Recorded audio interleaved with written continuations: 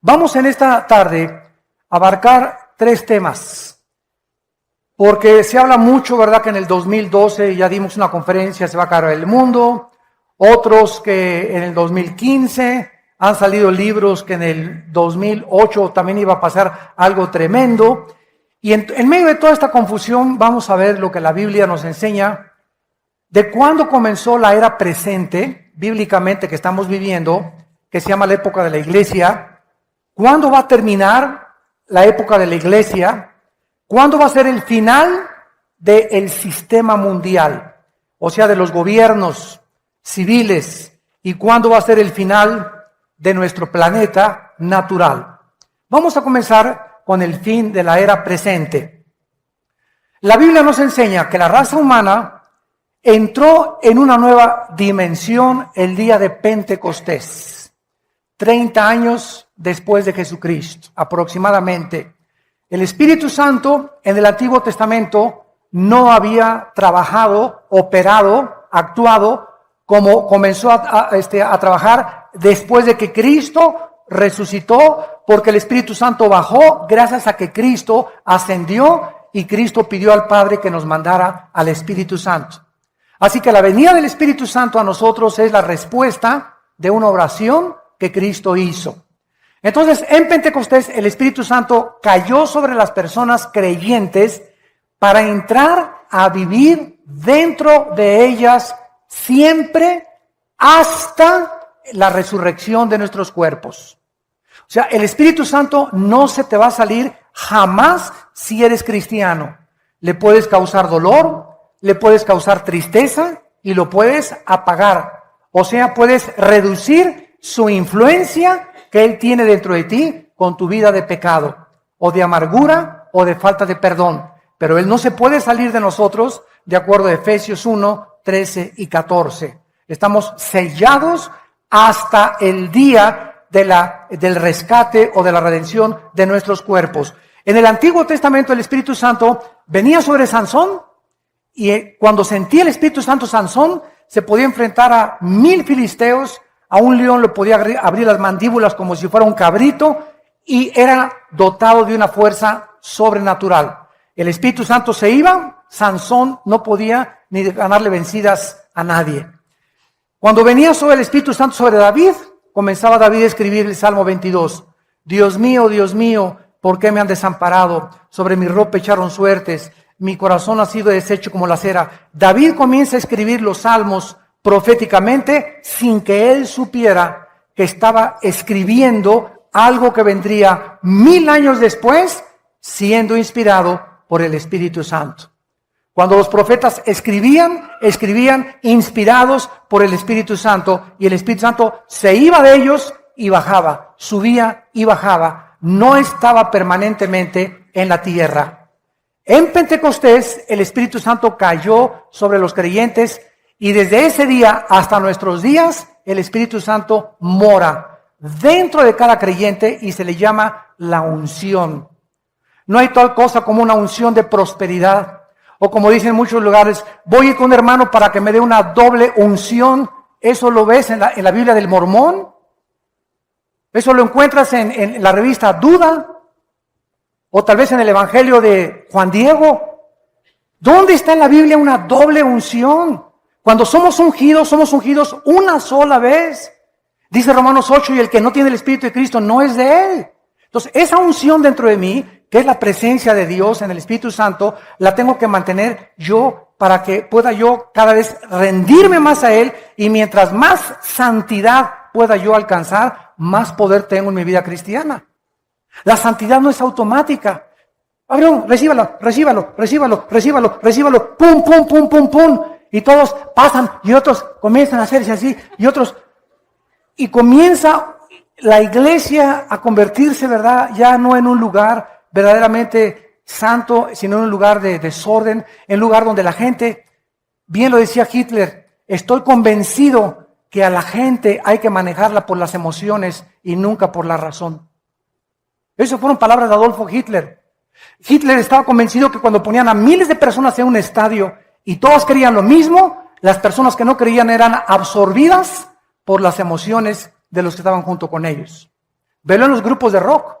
Ve un conjunto de rock de los Rolling Stones o de Michael Jackson. ¡Ah! Y si tú no eres fan de Michael Jackson o de ellos, ¿verdad? Te contagia y te absorbe y te jala la misma corriente que está gobernando a todos los que están ahí. No usan la razón, chillándole. Si pudiera Ricky Martin aventarse, lo encuerarían ahí, ¿verdad? O a los cantantes de rock, porque se vuelven locas las mujeres. Y hay hombres que también lo hacen, porque ya no hay razón, ya no piensan. Sus emociones los controlan totalmente, porque Hitler tenía razón. El hombre es manejado por las emociones y no por la razón. Por eso triunfaron sus conferencias de él, porque metía en una ola de emocionalismo a la gente, que la gente acababa rindiéndose y creyendo que el Tercer Reich conquistaría el mundo entero. Entonces, esto es lo que está pasando en muchas iglesias cristianas, porque el diablo lo sabe. Entonces, cuando caemos en el emocionalismo, las emociones no son malas, no me malentiendan, pero cuando caemos en un emocionalismo antibíblico, es cuando comenzamos a equivocarnos del camino, porque esto no es de Dios. Entonces, esta unción, ¿verdad?, que es el Espíritu Santo, comenzó en el día de Pentecostés. Vayamos a Hechos capítulo 2 y veamos que de acuerdo al apóstol Pedro, los últimos días que tanto se habla, comenzaron desde Pentecostés hasta nuestros días. Repito, los últimos días, la última economía de Dios, la última dispensación de Dios para el mundo ha sido desde hace 2000 años a nuestros días. Estamos viviendo los últimos días.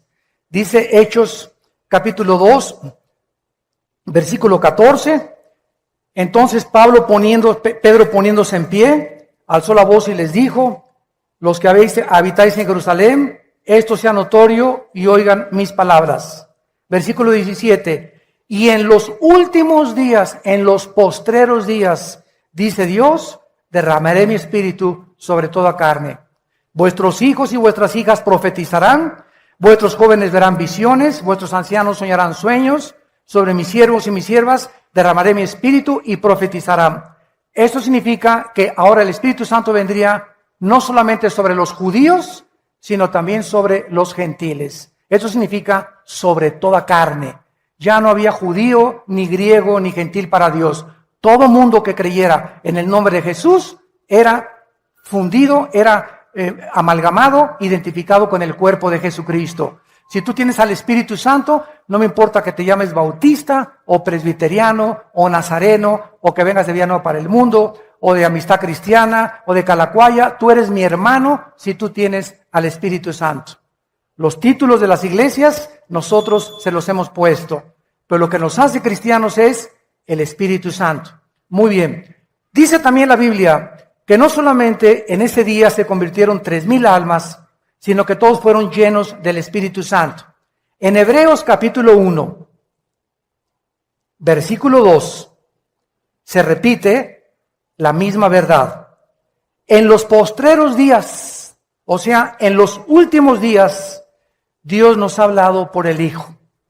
De Pentecostés hasta nuestros días, la última palabra de Dios para nosotros es Jesucristo. Antes de Jesucristo, Dios, dice el versículo 1, habiendo hablado muchas veces, por sueños, por visiones, por apariciones, otros oyeron la voz audible de Dios. Así habló Dios en el Antiguo Testamento. De Pentecostés a nuestros días, Cristo ha traído la última palabra a nosotros. La revelación de Dios, síganme con mucho cuidado, la revelación de Dios ya está completa. Esto se llama la Biblia. La Biblia es la revelación de Dios. Ya no hay más revelaciones, porque la Biblia está completa. Apocalipsis 22, el que le agregue a esta revelación o el que le quite a esta revelación, dice la Biblia, las maldiciones de este libro vendrán sobre su persona. Ahora nosotros no tenemos revelaciones, tenemos iluminación. Ahora necesitamos ser iluminados para poder entender lo que ya está revelado. Ten cuidado cuando alguien diga, tengo una nueva revelación. O el Espíritu Santo me reveló. Tal vez muchos por ignorancia. La palabra es me iluminó. La revelación ya está completa. Ya no hay más revelaciones de Dios. Ya está, lo que Dios tenía que decirnos está en este libro. Ya no hay nada más que Dios nos tenga que decir más que lo que está en este libro. Y el que quiera oír a Dios fuera de la Biblia va a ser engañado. Por eso oyen que profecías, que visiones, que sueños, etcétera, etcétera. Si algo tú oyes fuera de Dios que no está de acuerdo con la palabra de Dios, no es de Dios. La Biblia es la balanza. La Biblia es el termómetro, la Biblia es el barómetro, la Biblia es todo lo que pesa y lo que puede decirnos qué es la verdad, a la ley y al testimonio. Si no está aquí, no les ha amanecido. Este Espíritu Santo entonces cae en los últimos días y dice en Hebreos, igual que en los postreros tiempos, Cristo habló a nosotros y nos ha hablado a través de su palabra. Y finalmente, en Primera de Pedro, capítulo 1, versículo 5, el apóstol Pedro nos dice la misma verdad. Primera de Pedro 1:5. Somos guardados por el poder de Dios para alcanzar la salvación que está preparada para ser manifestada en el tiempo postrero. En lo cual nos alegramos ahora con diversas pruebas, para que, probada nuestra fe, mucho más preciosa que el oro, sea hallada en alabanza, gloria y honra cuando sea manifestado Jesucristo. Versículo 20. Ya destinado desde antes de la fundación del mundo, pero manifestado en los últimos días. Concluimos pues que los últimos días son desde la venida del Espíritu Santo hasta que Cristo regrese. Estamos viviendo en los últimos días, que han durado 2000 años. Antes de la muerte de Cristo, vivimos los tiempos de la ley. La ley fue dada por Moisés. Ahora es el tiempo de los gentiles o el tiempo de la gracia de Dios. En el año 586 antes de Cristo, Nabucodonosor llegó a Babilonia y conquistó a los judíos por primera vez en la historia y se los llevó a Babilonia. Y desde ese año hasta nuestros días se llama el tiempo de los gentiles, que está atravesando el tiempo de nosotros, los últimos tiempos. Porque hasta que Cristo regrese, los judíos no van a tener gobierno, no van a tener adoración, no van a reconocer al Mesías. Cristo le llamó en Lucas 21:24 el tiempo de los gentiles. Y nuestra época va a terminar ¿cuándo? ¿Cuándo se acaba la iglesia? Cuando seamos arrebatados. Primera de Tesalonicenses 4:13-17. Cuando Cristo venga en el aire y seamos nosotros sacados de nuestro cuerpo, vamos a ser transformados en fracciones de segundo, nos vamos a reunir con Él en el aire y nos vamos a ir con Él al cielo, a las bodas del Cordero, y vamos al tribunal de Cristo para ser recompensados, mientras en la tierra va a atravesar la gran tribulación, la ira de Dios. Hasta que la iglesia esté en el mundo, el Espíritu Santo operará como está operando ahorita. Cuando la iglesia sea sacada del mundo, el Espíritu Santo claro que va a seguir en el mundo porque Él es omnipresente, pero va a actuar solamente sobre 144,000 judíos que van a ganar a otras personas también para Cristo o para el Evangelio de Dios, y los que se conviertan en la tribulación van a ser guiados también por el Espíritu de Dios. Pero la iglesia desaparece totalmente en el tiempo de la gran tribulación. Cuando termina la gran tribulación, terminan los sistemas mundiales.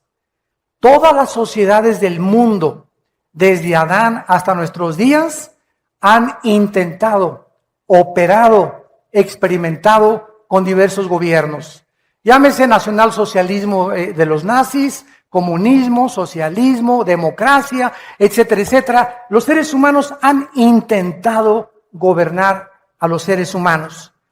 Y todos los sistemas humanos han sido caracterizados por la injusticia, la ambición, la avaricia, las guerras y la violencia. Todos han sido corrompidos y todos han tratado de explotar a los demás.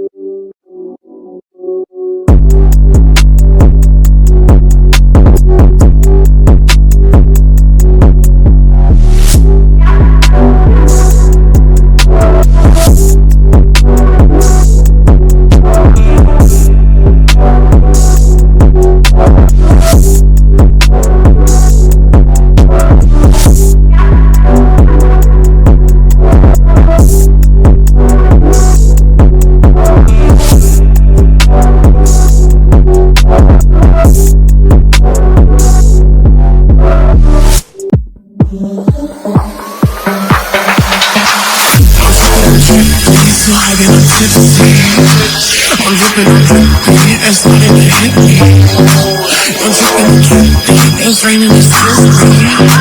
I'm dripping, it's flooding, it hit me, I'm dripping, I'm dripping.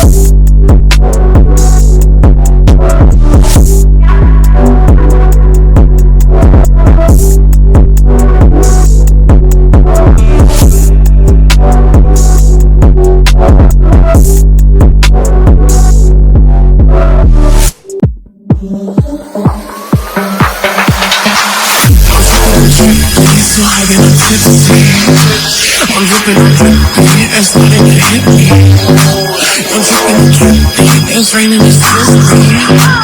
I'm dripping, it's flooding, it hit me, I'm dripping, I'm dripping.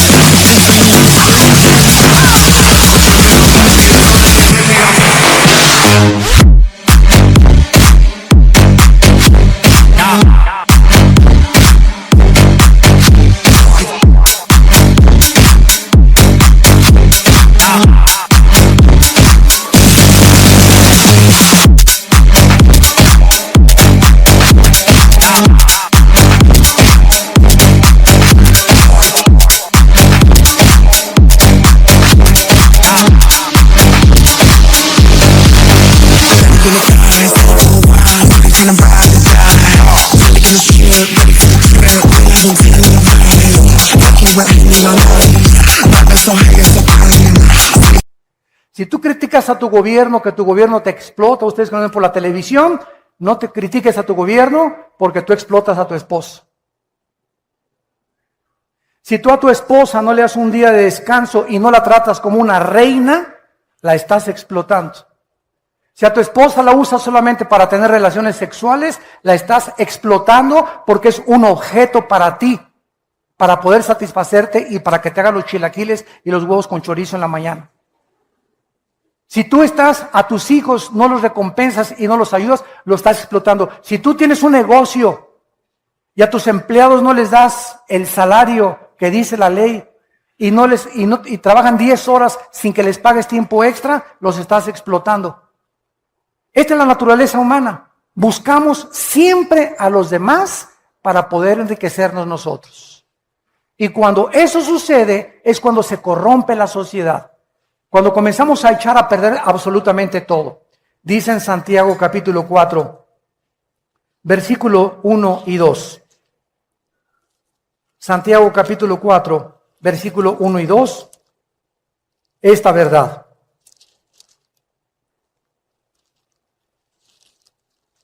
¿De dónde vienen las guerras y los pleitos entre ustedes? Bueno, unos le echan la culpa a la economía, otros le echan la culpa a la mala educación, otros le echan la culpa al gobierno, etcétera, etcétera, pero el problema somos nosotros. ¿De dónde vienen las guerras y los pleitos en los matrimonios? Padres contra hijos, hijos contra padres, protestantes contra católicos, católicos contra protestantes, árabes contra judíos, judíos contra árabes, negros contra blancos, blancos contra negros, etcétera, etcétera. ¿De dónde viene siempre el mundo? Los conflictos, que dice la Biblia, de nuestras pasiones. Dentro de nosotros hay una fuerza de maldad que trata de poder buscar mi bien, mi felicidad, mis intereses, mis propiedades. Y no me importa si piso a Jorge, si piso a Carlos, si piso a mi esposa, si piso al que sea. No me importa si piso a 40 millones de personas, como lo hizo Hitler y José Stalin y Mao Zedong y los grandes dictadores. No me importa cuántas personas me llevo de por medio, si al final yo me corono. Y si llego a la cima y si alcanzo lo que mi alma desea. Pero a la gente la voy a usar. ¿Por qué? Porque dentro de nosotros existe esa tendencia de poder vivir para nosotros mismos. Viene Cristo al mundo y nos revela y nos dice: el problema está dentro de ustedes, seres humanos, y se llama ego. Y si no haces morir dentro de ti el ego y no cargas tu cruz y me sigues, no puedes decirte cristiano. Y cuando viene Cristo a nuestra vida, comenzamos a sufrir los cristianos, porque nos damos cuenta que es lo más difícil que hay en la vida, morir a nuestro ego, sufrir injusticias y amar a los que nos persiguen, bendecir a nuestros enemigos y poder ser misericordiosos y compasivos con la gente y no vengarnos por nosotros mismos, porque va en contra de nuestra naturaleza natural, va en contra de todo lo que ya traemos por dentro. Entonces, esto es imposible humanamente. El Espíritu Santo entra en nuestra vida para capacitarnos y poder dotarnos de un poder sobrenatural, porque no nos ha dado Dios un espíritu de cobardía, sino de poder, amor y dominio propio. Por eso, ¿quiénes son los más cobardes? Los borrachos, parranderos y jugadores. Un hombre que no le es fiel a su esposa es el hombre más cobarde que existe. Porque para serle fiel a tu esposa necesitas pantalones para poder aguantarte con la que tienes junto.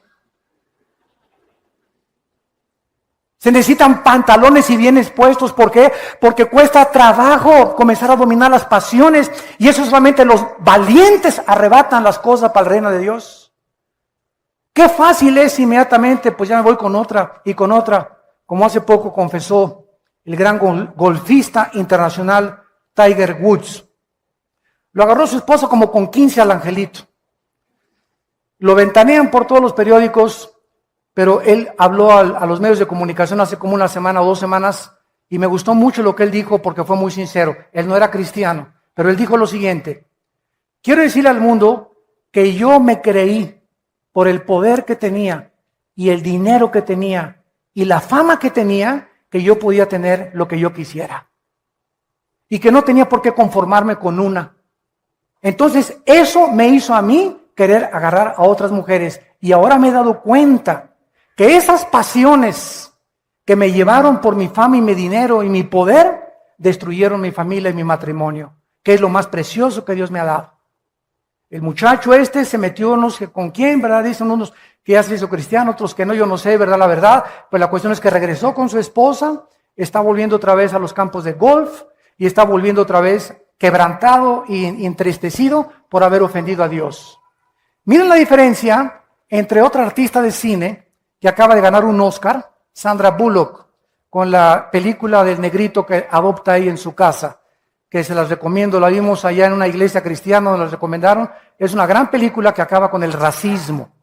Esta muchacha, Sandra Bullock, le dan el Oscar y saliendo del Oscar de Hollywood le dicen que su esposo se ha andado como con 15.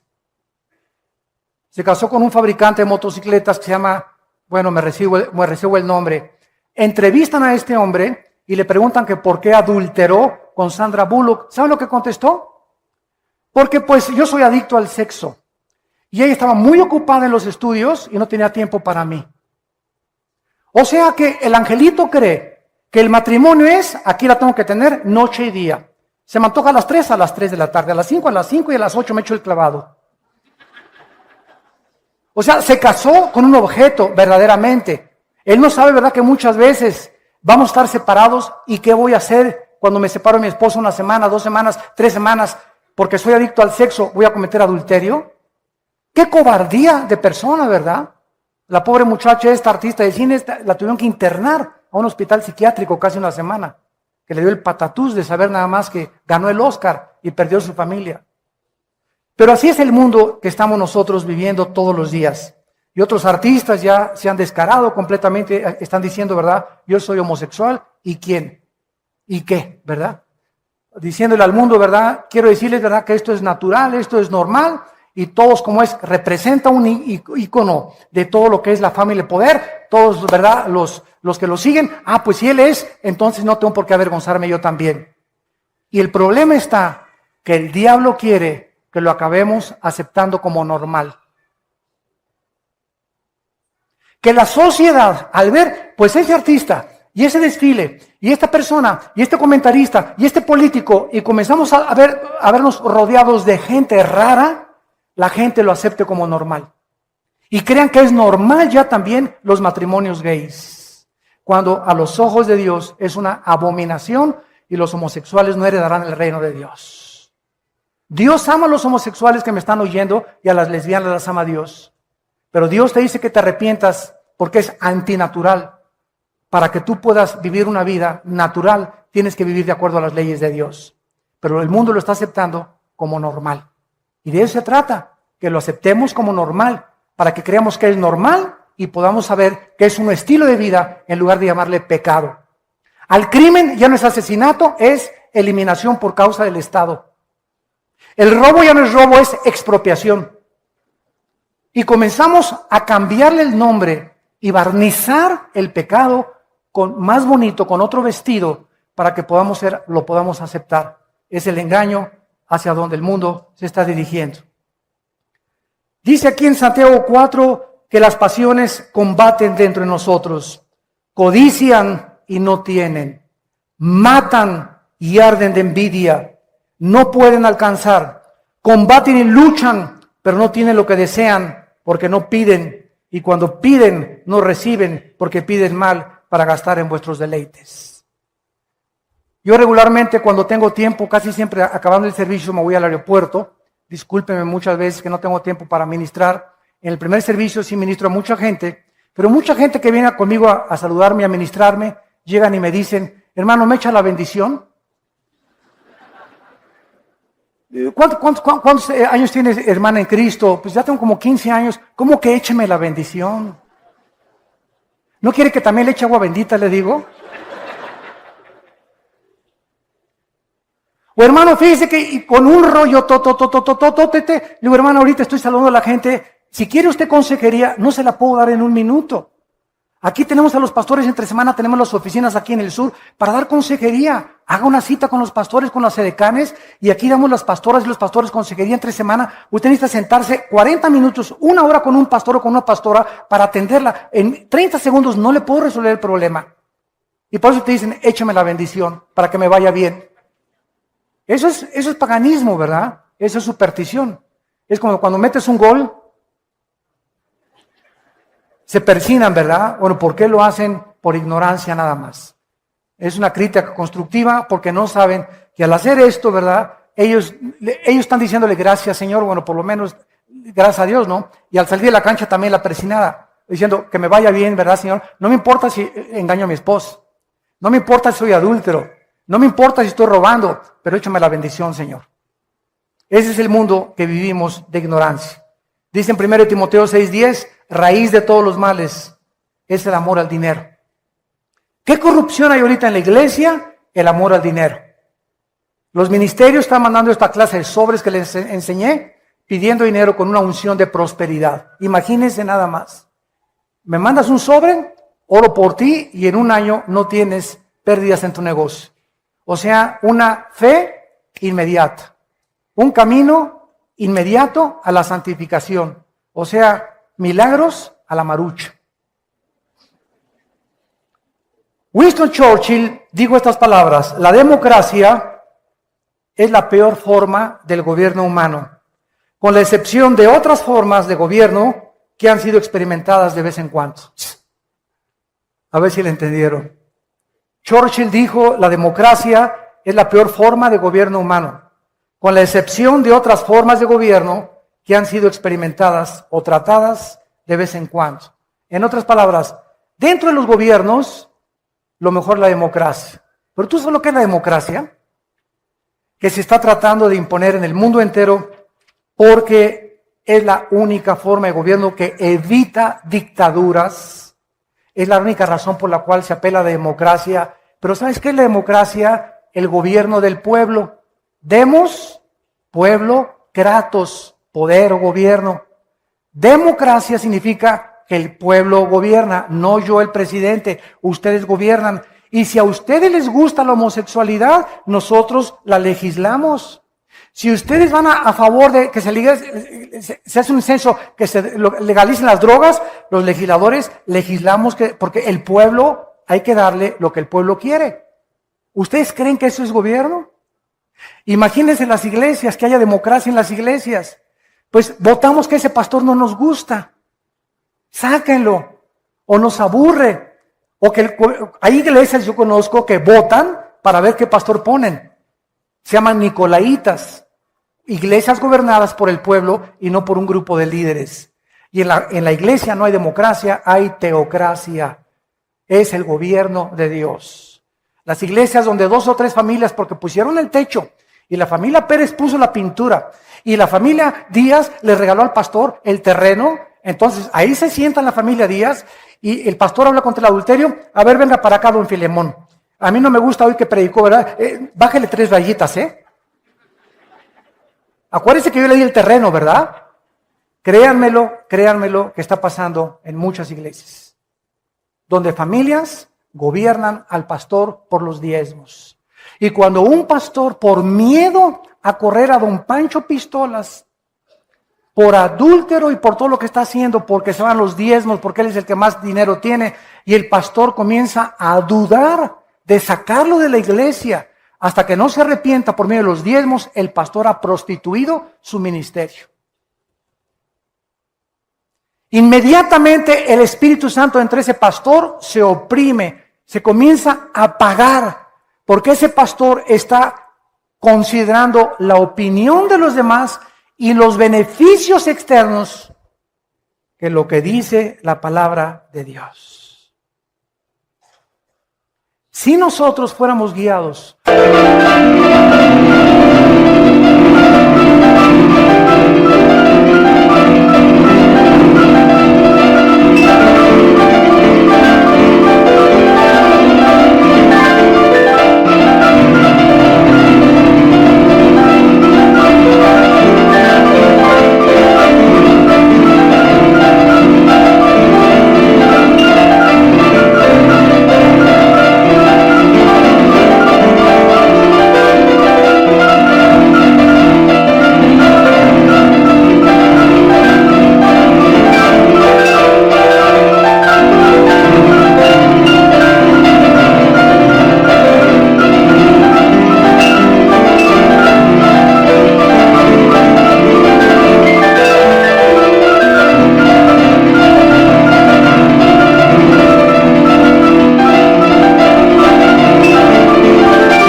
por la opinión de la gente, seríamos entonces manipulados por la gente y no por el Espíritu Santo.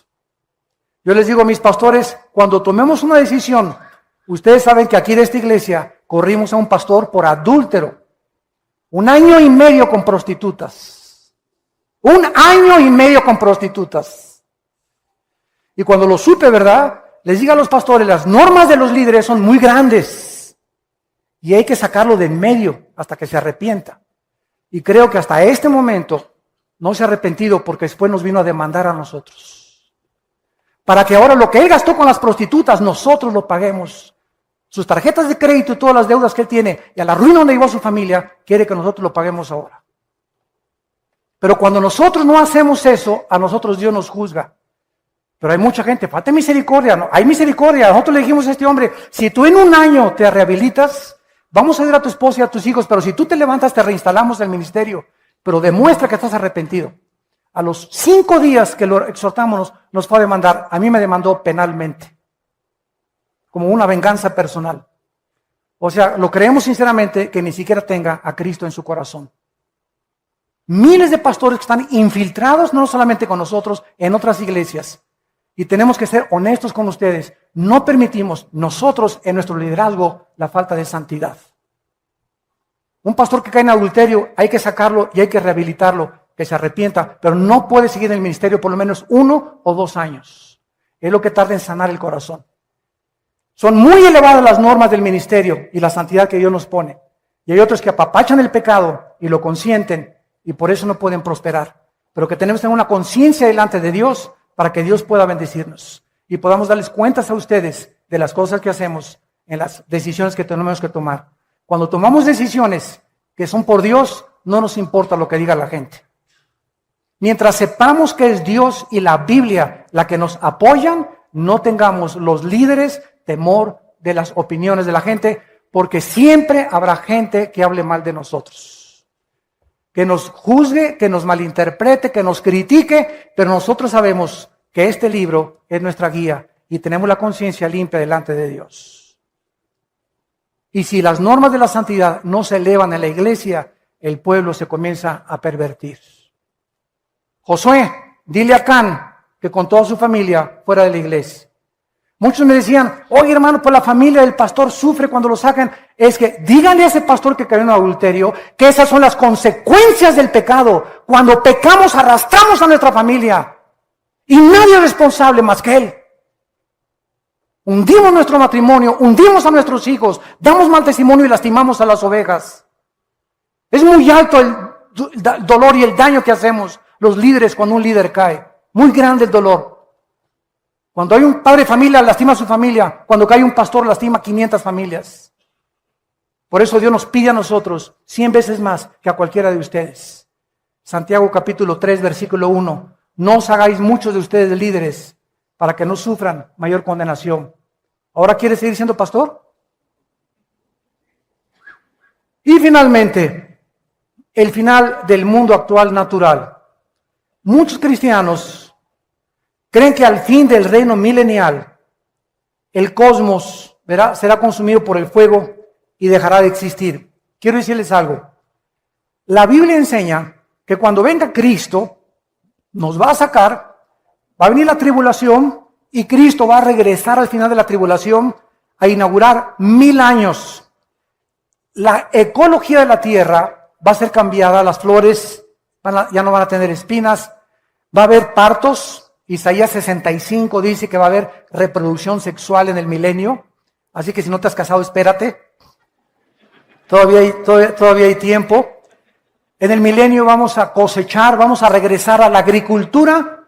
Ya no va a haber cemento en las calles, no va a haber edificios, todo va a ser cabañas, todo va a florecer. Vamos a comer uvas, plantas como Adán y Eva en el huerto del Edén. Va a ser un Edén en la tierra. Pero al mismo tiempo va a seguir habitando la muerte en medio de nosotros, porque el pecador de 100 años será maldito. Cuando acabe el milenio, entonces el diablo es soltado, Apocalipsis 20, y viene a engañar al mundo entero otra vez para la última guerra mundial, para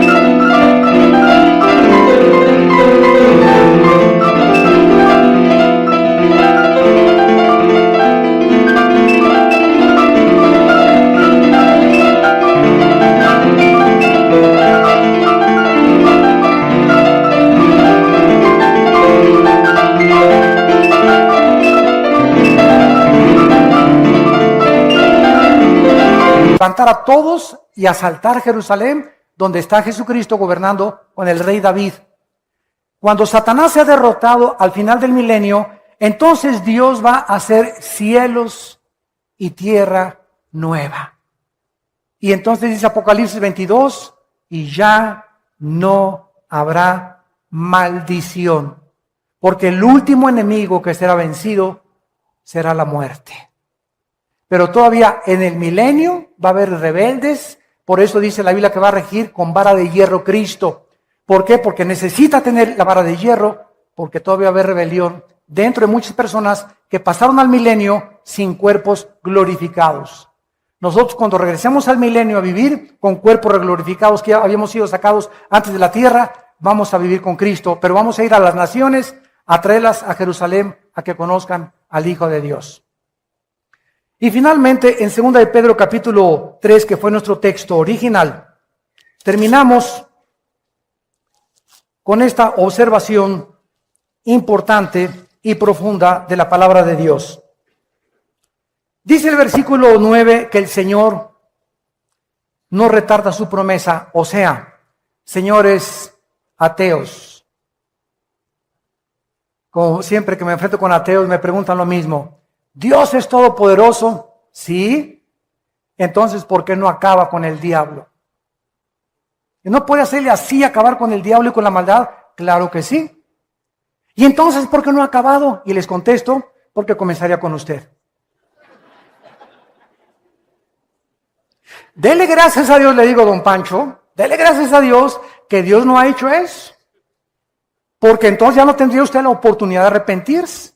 Y es lo que Pedro quiere decir, el Señor no retarda su promesa, según algunos la tienen por tardanza. El hecho que Dios no haya terminado con la maldad, no significa que no va a terminar con ella algún día. Queremos que fuera ahorita, pero el tiempo es de Dios. Dios no retarda su promesa, sino que es paciente para con nosotros. Porque no ha acabado Dios con el desbarajuste que hay en el mundo, no quiere que ninguno perezca, sino que procedan al arrepentimiento. En esta tarde, ¿cuántos de ustedes que nos ven por la televisión también están escuchando esta conferencia por la paciencia de Dios con tu vida?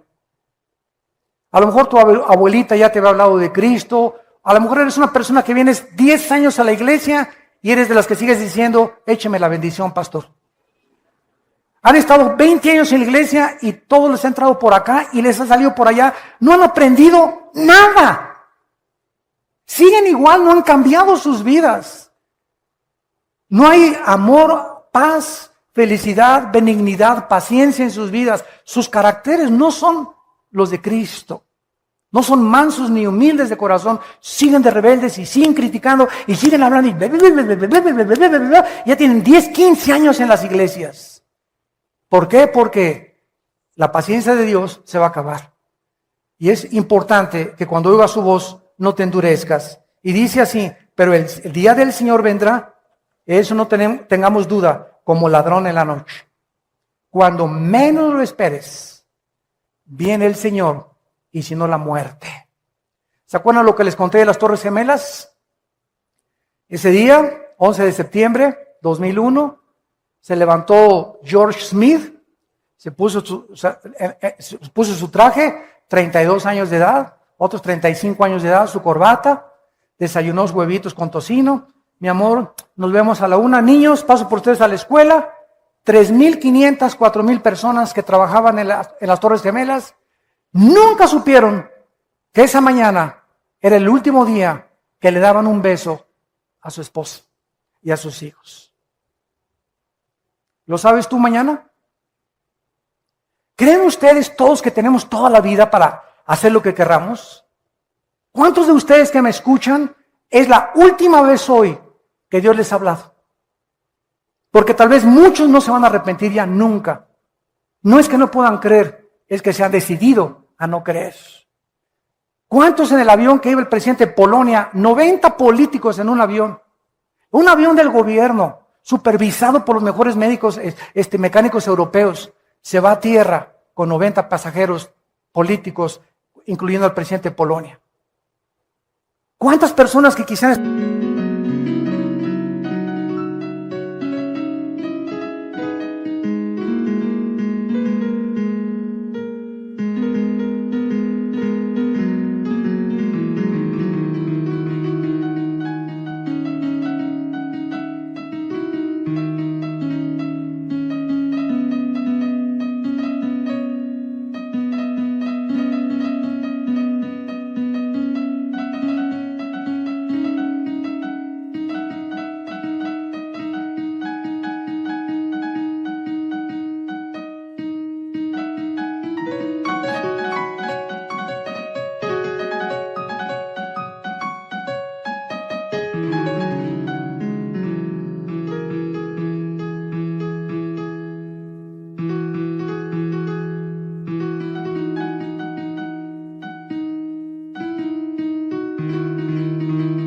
están en sus hogares, de repente están en el aeropuerto de Londres ahorita, tienen una semana que no hay aviones, no hay transportación en Europa a ningún lado.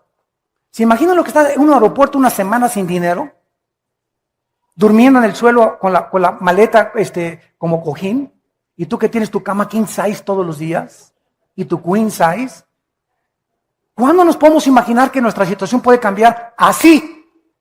De la noche a la mañana, Dios te puede llevar de la prosperidad a la miseria. En cualquier momento Dios te quita la salud. En cualquier momento Dios te quita los hijos que tienes, el matrimonio que tienes. En cualquier momento las circunstancias pueden cambiar con un terremoto, no, con cualquier cosa. En cualquier momento, en segundos, nuestra vida puede ser transformada. En cualquier momento te pueden decir, usted tiene cáncer terminal. Y de repente tu vida desde ese momento cambia para siempre, porque ahora sabes que tienes tu vida contada. Por eso cuando oigas su voz no te endurezcas. Abre tu corazón al Espíritu Santo. No estamos en Reino Aventura ni en Disneylandia, es un mundo ocupado por el pecado y por la maldad que necesitamos ser fieles hasta la muerte. Necesitamos luchar y contender por la verdad, por la santidad, por la justicia, por la verdad. Pronto viene la persecución en el mundo contra nosotros. Démosle gracias ahorita que les anuncié en la mañana que ya vamos a estar en el Auditorio Nacional dando conferencias. Y el gobierno nos ha abierto las puertas para aquí estar en el Auditorio Nacional, en el Estadio Azteca. Ya se nos abrieron las puertas. El gobierno está dando cuenta que nosotros, después de 32 años de ministerio, pueden confiar en nosotros.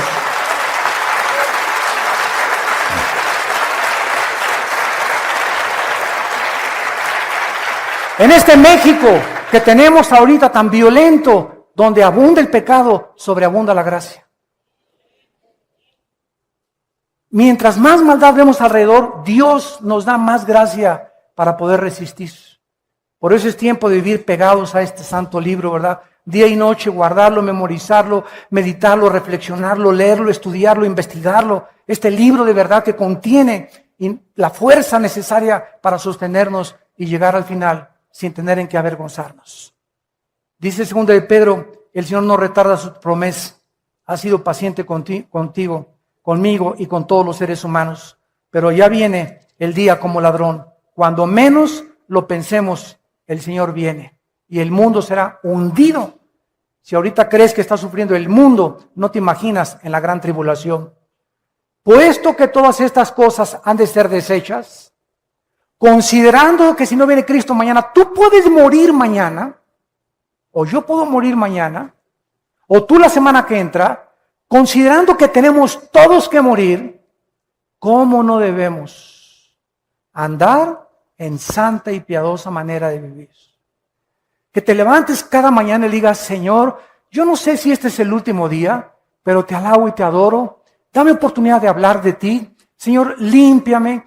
Padre Santo, se me está acabando el amor por mi esposa. Dame amor por mi esposa, Padre, porque yo es una responsabilidad. Mis emociones las voy a crucificar, yo voy a amarla y voy a hacer lo posible por que tú me des ese amor sobrenatural, o por mi esposo, o por mis hijos, etcétera, etcétera. Aléjame de la pornografía, Señor, quítame esas amistades. Si no nos sinceramos delante de Dios y no le contamos a Dios lo que somos porque Él lo sabe, de todas maneras, Dios no te puede ayudar. No vengas con el pastor, écheme la bendición. Yo no soy Dios. Yo te puedo decir, hermana, mire, lea esto es lo que dice, pero el que te cambia es Dios. Los pastores no somos dioses. Yo no cambio, ningún pastor puede cambiar tu vida. Ni el papa, ni el arzobispo, ni el monseñor, ni el pastor, ni pare de sufrir, ni nadie. Nosotros podemos decirte solamente cuál es el camino. El que te cambia es Dios. Tu problema en tu matrimonio es Dios el que lo va a arreglar. Tu vida la va a cambiar Dios. Tus hijos los va a cambiar Dios, no nosotros. Maldito el que confía en el hombre, dice Jeremías 17. No confíes en que yo voy a cambiar tu vida y tu matrimonio porque écheme la bendición, ore por mí, hermano. Lo voy a hacer, pero el que va a encargarse de tu vida es Dios. Levanta antes los ojos al cielo a venir conmigo con un pastor y pídeselo a Dios antes. Y llórale a Dios, no le llores al pastor, llórale a Dios. Derrama tu alma delante de Dios, no dice delante de los pastores. Para que tú puedas entender que tu relación es con Dios.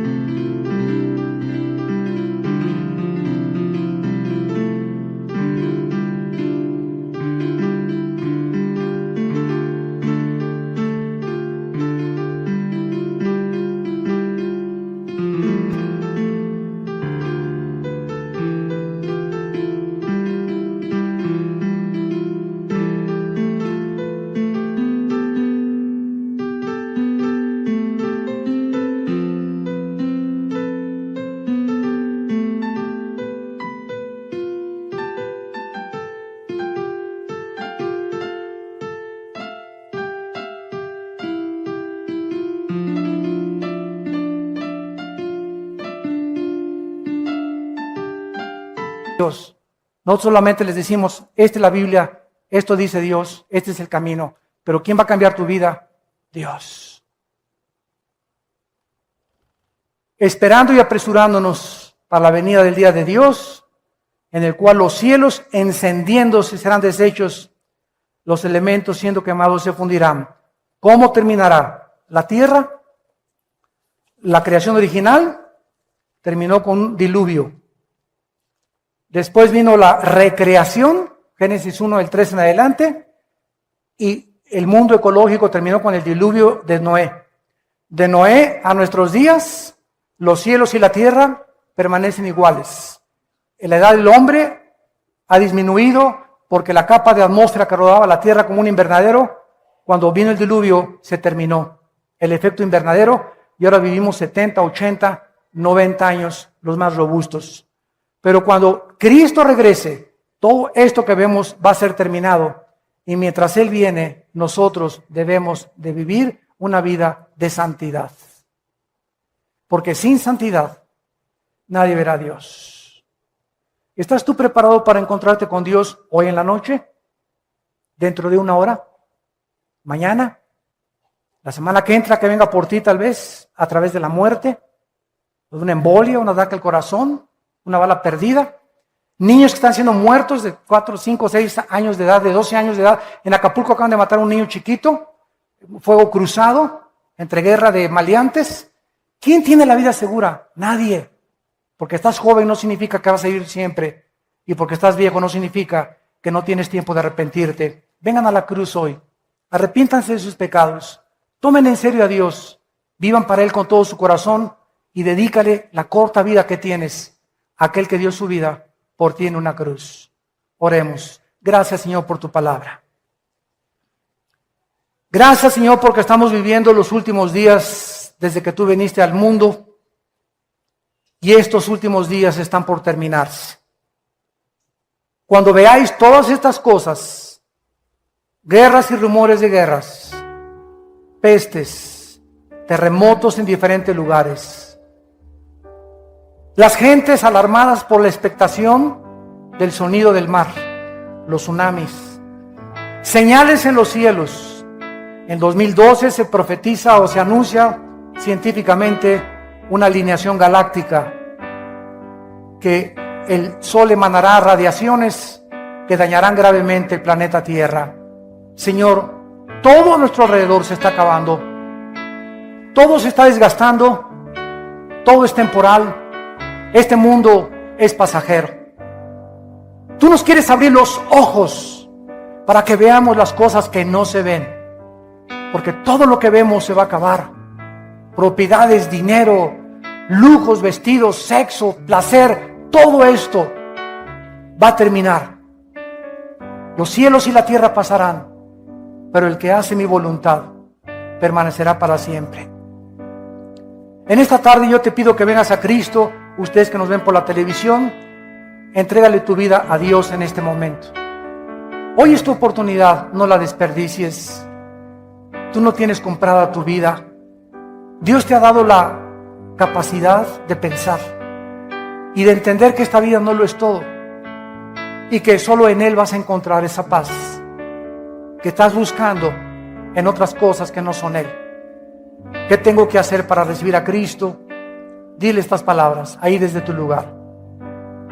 Señor, te pido perdón por mis pecados, porque he comprendido que la paga del pecado es la muerte. Te pido perdón, Señor, porque he entendido que me has llamado a la santidad y que tú no toleras el pecado. El pecado tiene que ser echado fuera para que yo pueda disfrutar de tus bendiciones.